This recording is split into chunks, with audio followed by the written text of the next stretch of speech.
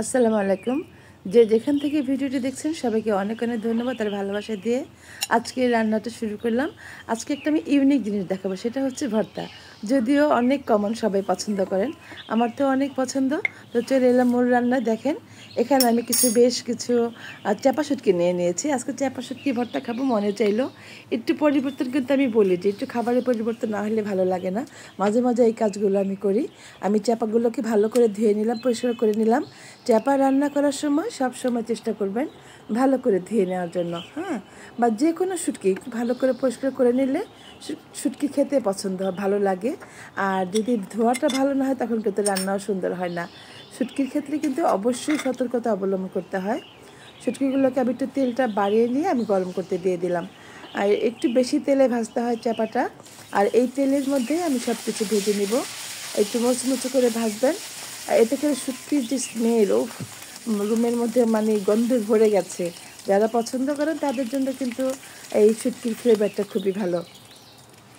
আর যারা পছন্দ করেন না তারা দূর দূর দূর দূর করবেন। এটা কিন্তু আমি অনেককে দেখেছি।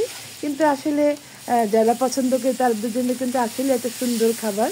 আর বেশি করে কি আমি এখানে একটা পুরো বড় রসুন কুচি করে দিয়েছি।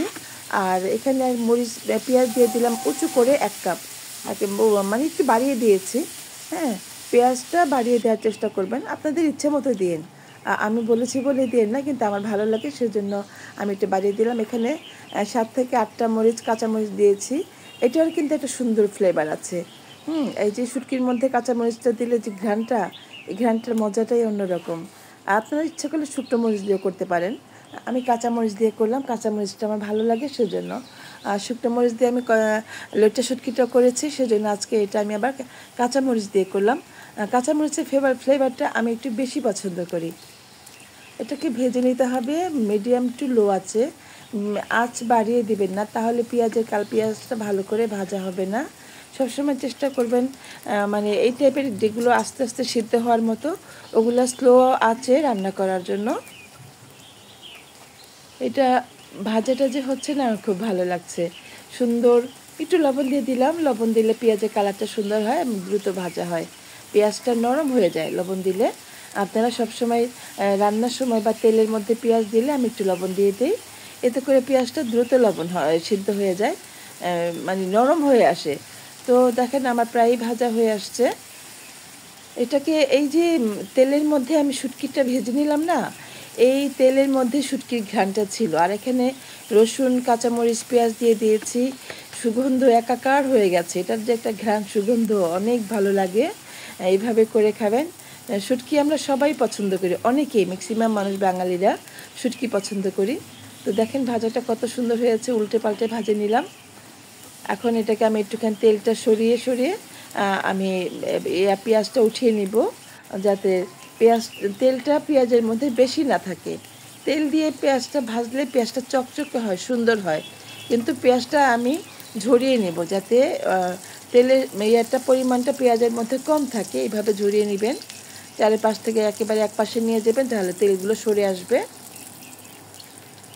দেখেন এইভাবে করছি, আপনারা এইভাবে করার চেষ্টা করবেন। বন্ধুরা, যারা ভিডিওটি দেখলেন, যাদের কাছে ভালো লাগছে, প্লিজ একটু সাবস্ক্রাইব করে দিবেন।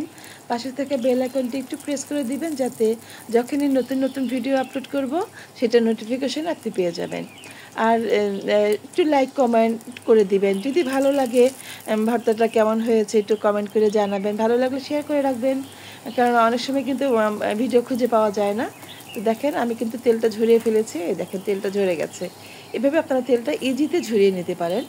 তেল নিয়ে টেনশন করবেন না, একটু তেল দিয়ে বাড়িয়ে ভাজলে না শুটকিটা মজা হয়, টেস্টি হয়, শুটকির কালারটা সুন্দর হয়। কিন্তু তেলটা পরে, এই তেলটা দিয়ে কিন্তু আমি আবার লতি রান্না করব। তো লতির মধ্যে তখন তেলটা কাজে লাগবে, তেলটা কিন্তু ফেলে দিব না, হ্যাঁ, অপচয় হবে না।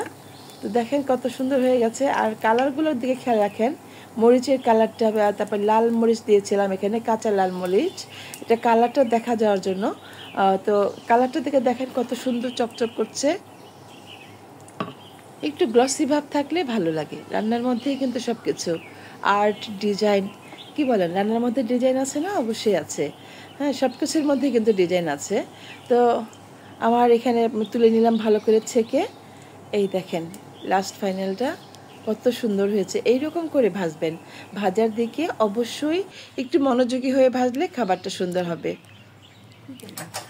এখন এটাকে আমি এই গ্রাইন্ডারে এটাকে আমি পেস্ট করে নিব। আপনারা যদি মনে করেন যে পাটায় বেটে করবেন, করতে পারেন। পাটায় বাটা খাবার কিন্তু আমি সবসময় বলি অন্যরকম মজা। যেমনটা মজা হচ্ছে হাতে মাখানো খিচুড়ি বা অন্য গুঁড়া মাছ বা ভর্তা, হ্যাঁ, এগুলো হাতে মাখানোটা খুবই মজা। পাটায় করলে আরও বেশি মজা, কিন্তু আমি পাটায় করতে পারবো না। আপনারা বন্ধুরা জানেন যে আমার হাতে একটু প্রবলেম আছে, তো বাটাবাটি কাজটা আমি খুব কম করতে পারি, খুব একেবারেই না হলেই না, অল্প কিছু হলে হয়তো আমি করি, কিন্তু নিজেকে চেক করে কাজ করি আমি। তো এটার মধ্যে করে দিলে দেখুন ভালো হয়েছে। যত্ন করে করলে আপনার যদি মনে হয় যে এখান থেকে আমি একটা ভালো রেজাল্ট নিব, তাহলে আপনি ইচ্ছে করলে ভালো করে কিছু করতে পারবেন। যাদের বাসায় এই যে এইভাবে করার মতো সুযোগ থাকে তারা করবেন, যাদের বড় পাটা শিল থাকে তারা ভালো করে পাটায় বেটে নেবেন। আমি পাটায় বাটার পক্ষে সবসময়, যদিও আমি না পারি। দেখেন কি সুন্দর হয়েছে, দেখেন। আর পাটায় বাটলেও কিন্তু একটা কথা বলে দিচ্ছি, ফুল একেবারে মিহি করে ফেলবেন না, একেবারেই পেস্ট করে ফেলবেন না, একটু আস্ত রাখবেন। এতে করে চাপা ভর্তাটা মজা লাগে। চাপা ভর্তা কখনোই আমি মিহি করে খাই না, আমার ভালো লাগে না। এই দেখেন ফাইনাল লুকটা কেমন হয়েছে বন্ধুরা। আমার কিন্তু খুব ভালো লাগছে, আমি একটু টেস্ট করে দেখেছি। অসম্ভব মজার, অসম্ভব মজার। আর শুটকি সবাই পছন্দ করেন, যারা পছন্দ করেন তাদেরকে বলবো এইভাবে একবার হলেও করে খাবেন। আর আমাকে ছোট্ট করে একটু কমেন্ট করে বলে দিন কেমন হয়েছে। যারা এতক্ষণ ভিডিওটি দেখলেন, আমার সাথে আমাকে সময় দিলেন, সবাইকে আমি অনেক অনেক ভালোবাসা দিচ্ছি।